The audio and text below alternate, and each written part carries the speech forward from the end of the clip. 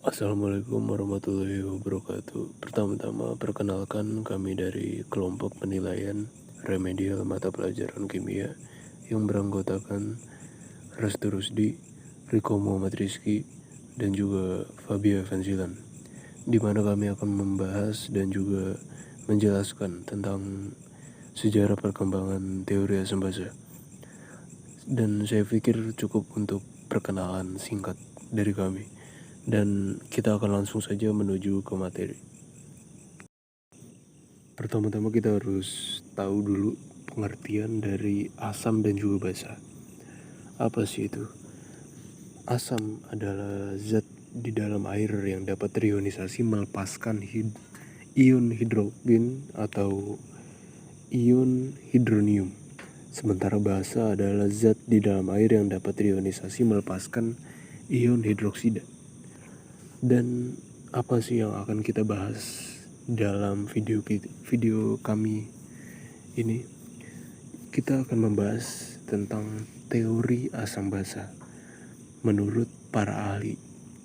Seperti kita tahu, teori asam basa menurut para ahli itu ada 3. Yang pertama yaitu teori asam basa Arrhenius, yang kedua teori asam basa Bronsted dan Lowry, dan yang ketiga yaitu teori asam basa Lewis. Yang pertama akan kita bahas yaitu tentang teori asam basa Arrhenius. Teori asam basa ini dicetuskan pertama kali oleh seorang ahli kimia berasal dari Swedia yang bernama Svante Arrhenius. Teori ini menghubungkan sifat kesamaan dengan ion hidrogen atau H+, dan pertama kali dicetuskan pada tahun 1884. Menurut teori Arrhenius, asam Arrhenius merupakan zat yang jika dilarutkan dalam air, maka air tersebut akan menghasilkan ion H+ dalam larutan tersebut. Lanjut kita akan membahas tentang teori asam basa dari Bronsted dan Lowry. Teori asam basa yang kedua yang akan kita bahas ini merupakan teori asam basa yang muncul untuk dapat menyempurnakan kekurangan yang ada pada teori Arrhenius yang kita bahas sebelumnya, yaitu dengan keterbatasan pelarut, yaitu hanya senyawa air saja yang dapat menjelaskan reaksi dari asam basa yang terjadi dari fase cair, gas, serta fase padat pula. Sehingga senyawa asam klorida atau HCl dilarutkan dalam air, maka asam klorida tersebut larut sempurna serta menghasilkan sebuah ion baru. Sebelum membahas teori asam basa Bronsted dan Lowry lebih lanjut, teori ini itu dicetuskan pada tahun 1923 oleh Bronsted, yaitu seorang ahli kimia yang berasal dari Denmark, bersama dengan Lowry, yaitu adalah ahli kimia yang berasal dari Inggris. Bronsted serta Lowry mendefinisikan asam menjadi sebuah donor proton atau ion hidrogen, sedangkan basa merupakan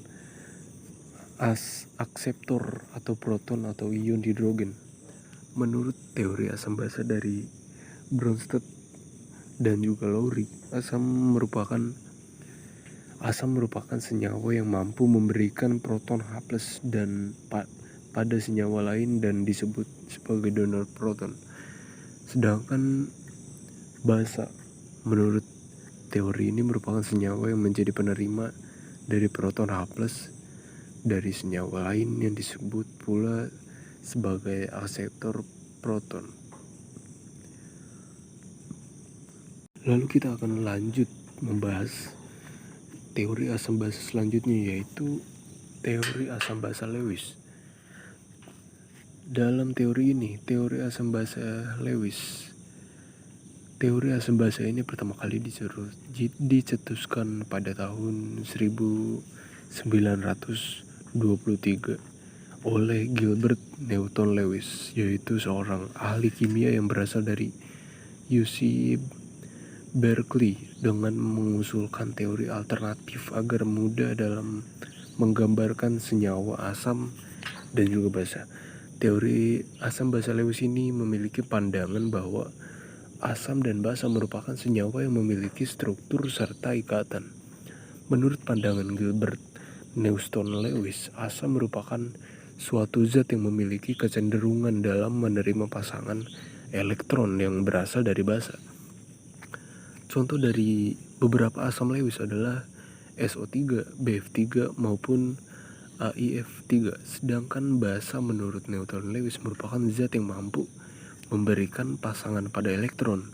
Dalam pandangan teori asam basa Lewis ini, basa memiliki pasangan yang elektronnya bebas. Contohnya adalah NH3, Cl- maupun ROH.